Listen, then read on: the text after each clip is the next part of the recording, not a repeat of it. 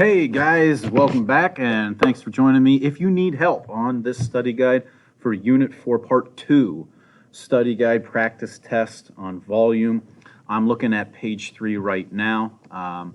So try to turn to page 3 of your Class Kick assignment and you'll see that we're looking at a composed figure. So the first thing we need to do is decompose this figure. I see that I could break it up right here, or I could break it up vertically right here.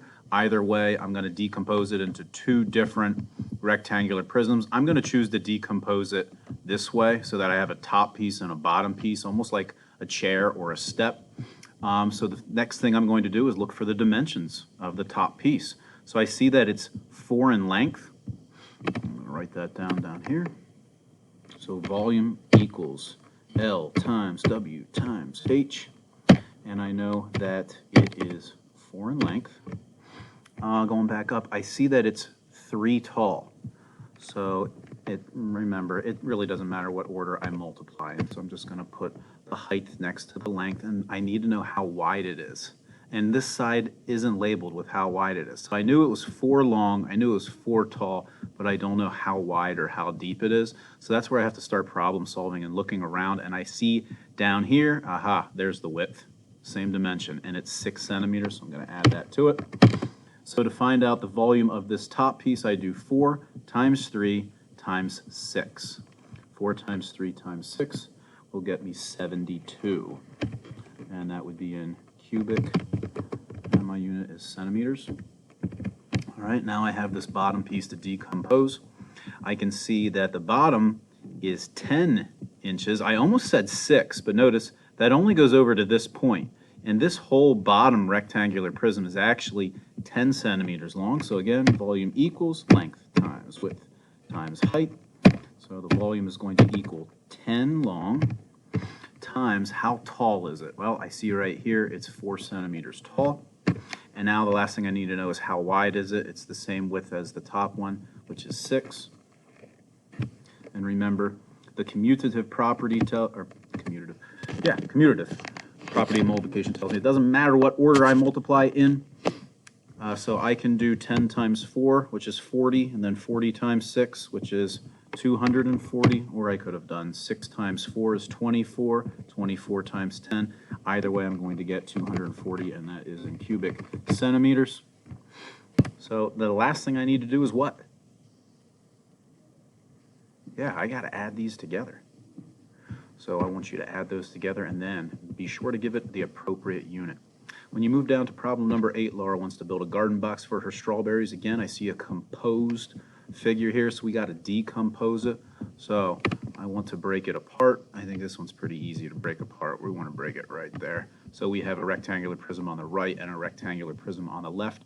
Think about what numerical expression we could use to come up with the total volume of this. Well, I see it's 6 wide, it's 4 tall, this is 12 long. So first thing I'm going to do is 12 times 4 times 6.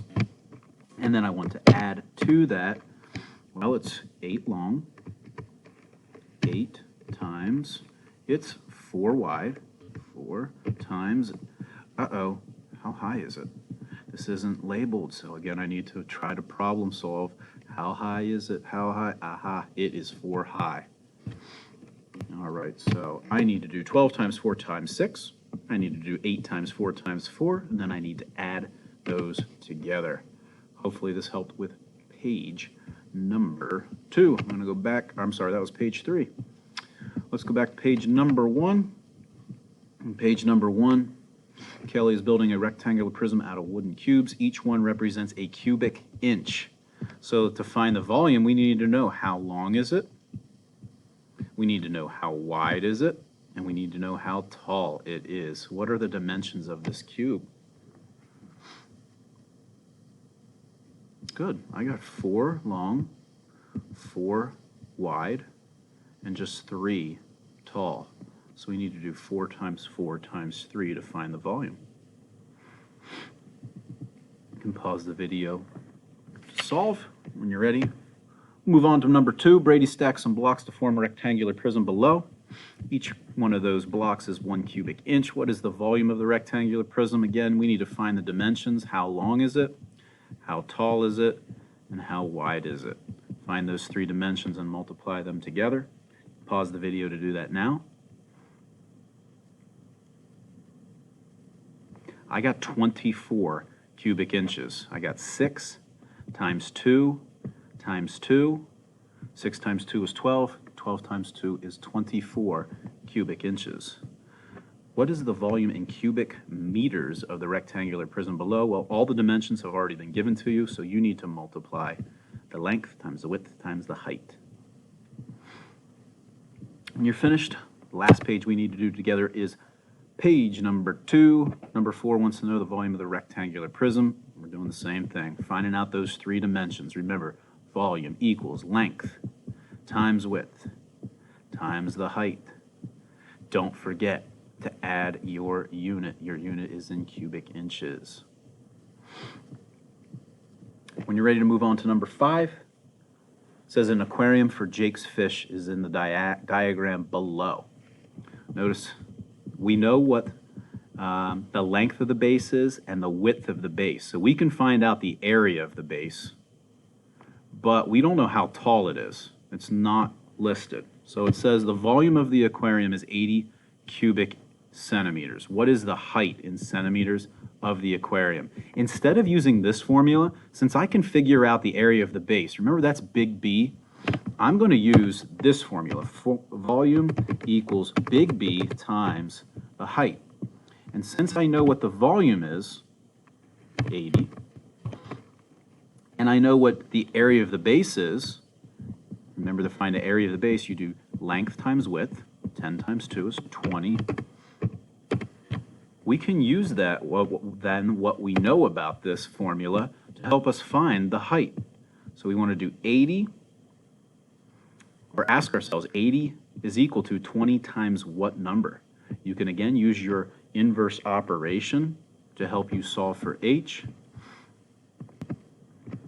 H would equal 80 divided by 20. So what is our height? Notice height's just going to be given in a unit, which is this case centimeters. Number 6 says a rectangular bathtub has a volume. Wow, a big volume. All right, so again, I'm going to set up my formula. Volume equals length times width times height. And I know that the volume is 34,560. And that's equal to length times width times height. It says the height of the bathtub is 24 inches. What is the area of the base? Yikes. All right, so I don't know what the length and the width are, but I do know when I multiply those together, that's equal to big B. Again, that length times width is the area of the base. All right, I do know that the height, can I get back in here? There we go.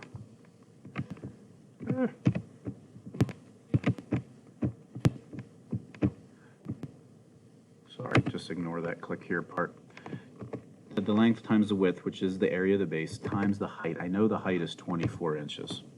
So 24 times this area of the base, big B, is going to equal this big number, 34,560. So what I need to use is the inverse operation. I need to figure out what number is missing here by dividing 34,560 by 24. That'll tell me what that big B, the area of the base, is. I hope you found this video tutorial helpful. Please make sure that you have finished up your study guide by Monday when we return in person so that you are all set to take your test on Tuesday. Have a great day.